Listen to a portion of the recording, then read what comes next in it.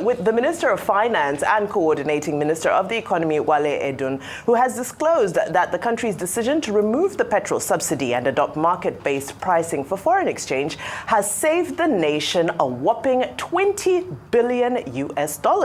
So he said these funds are now being redirected into government's coffers for critical developmental sectors. In a similar development, the presidency has also released some statistics detailing that Nigeria has saved $7.5 billion from the removal of fuel subsidy.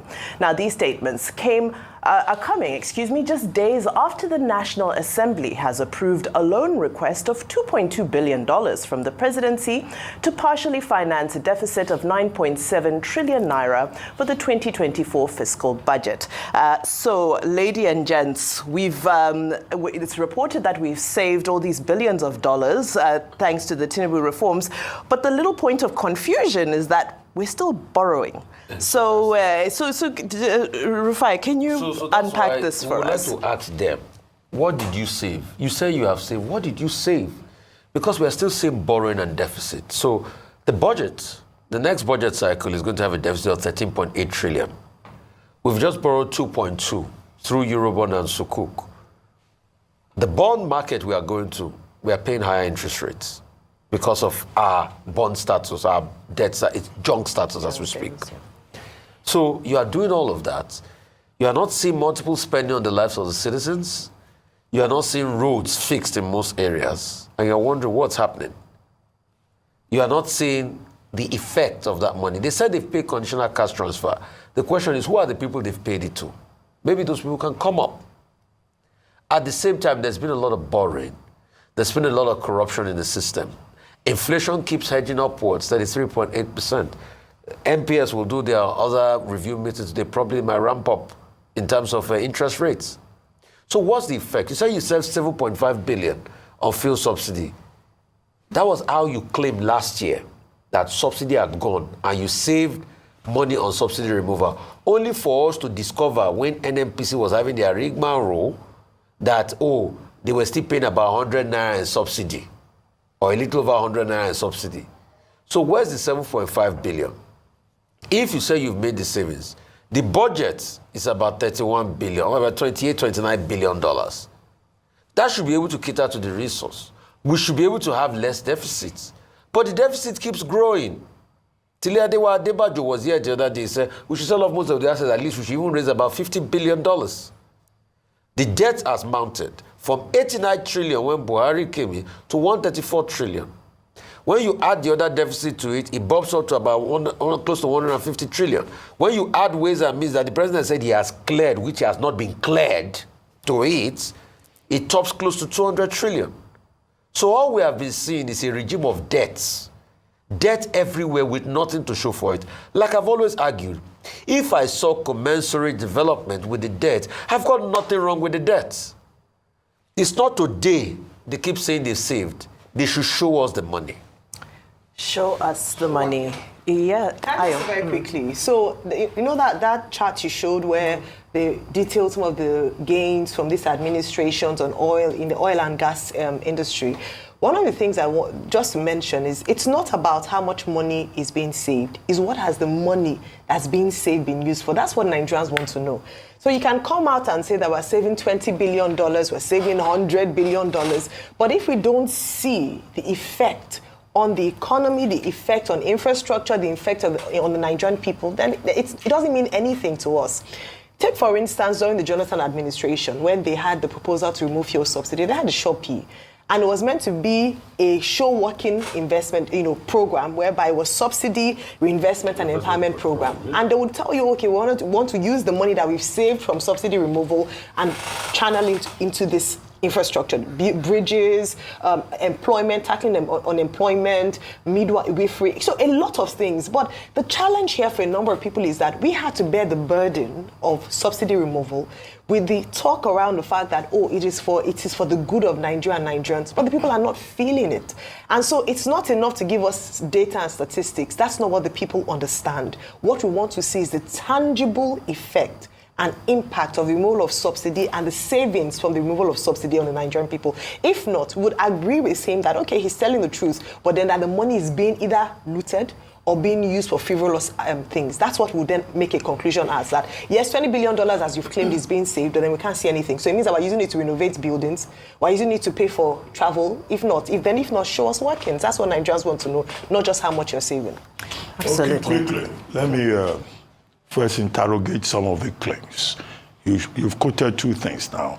The Tinubu Reforms Tracker, which is prepared, I guess, by State House, a department in the State House, and then what Mr. Wale Edun said at the 100 days event of the head of the Civil Service of the Federation. Now, in terms of what has been saved with regard to removal of oil subsidy, you see a contradiction. The Tinubu tracker is quoting $7.5 billion. Mr. Edun is quoting $20 billion. Now, who do we believe? It should be possible between the Ministry of Finance and the Office of the Coordinating Minister of the Economy and those who put out these trackers to coordinate. But how much coordination can you find if you have about 14 persons, 16 persons, different persons speaking at cross purposes for government? Now, let's take the tracker that you put on the board. The number 9, okay, it says full privatization of Port Harcourt refinery, I think, and something about the other refineries. I think it's number 9. Yes, full privatization of Port Harcourt refinery. Okay, is it not the same Port Harcourt refinery that they told us has been mechanically completed? For more than 1 year now, we have been hearing mechanical completion. What has been the effect of that? Now, if you look again there, they will say with full refining capacity, being met, days of fuel queues will soon end. It's somewhere on the right side of the screen. Okay, which full refining capacity do we have? At the time when we're saying that, look, the Dangote refinery deserves all the support because it is what we're relying on. And people ask the question, what is happening to the refineries? And yet, you put out a statement like this, you are making that kind of a false claim. So these are the issues. As for the loan that they say they are going to take, now the National Assembly, within 48 hours, one of the fastest pieces of legislation in recent memory, approved 7.7, right? $7.7 billion, to be borrowed to cover local debt. External borrowing is to cover external borrowing. But when you look at the total debt profile, to fund deficit, you are talking of trillions of money. The question is, this money that they want to borrow, 2024 fiscal year, is almost at an end. In fact, by now, we should have had the submissions for 2025 budget. What is the claim? That these monies will be spent on capital projects. Please, where are these capital projects? Where are these capital projects? And the savings, so-called savings from fuel subsidy, what has it been used for?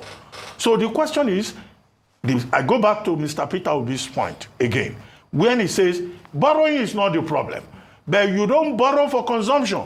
You don't borrow to buy exotic SUVs. You don't borrow to buy yachts. You don't borrow to change jet. If you borrow and you use it for real concrete things that Nigerians can benefit from. Yeah. After all, we're told that part of the gains of the oil subsidy removal is that states now get more money. Yes. And why is it that you go around some of these states, serious erosion problem in the southeast, other problems in the north in terms of desert encroachment? What have these governors done with the money that they have received? Absolutely. These are the key issues that we should be addressing. Absolutely. Very well said, Dr. Abati. And of course, we're still talking about the oil sector. That's a big conversation this moment. So, in another development relating to the oil sector, the General Overseer of the Redeemed Christian Church of God, Pastor Enoch Adeboye, recently added his voice to speak out against those who are working against the success of the Dangote oil refinery. Let's listen to what he had to say. God raised up somebody who said he will build a refinery on his own. He did. That if all the government homes are not working, at least his own will work. And all of a sudden we heard that for his refinery, he has to import crude oil from America. We will take crude oil to America, and this man will go and bring it back. Because some people said they will not give him crude oil. Some of us prayed. We cried to God. God intervened. They said, we'll give him crude oil, but we will decide how much he will sell. And just in case you don't believe me, look at the newspaper of, is it Wednesday? Some people said they will sue the man who has the law court to compel him to agree to their request. They said because they must keep on importing oil from abroad.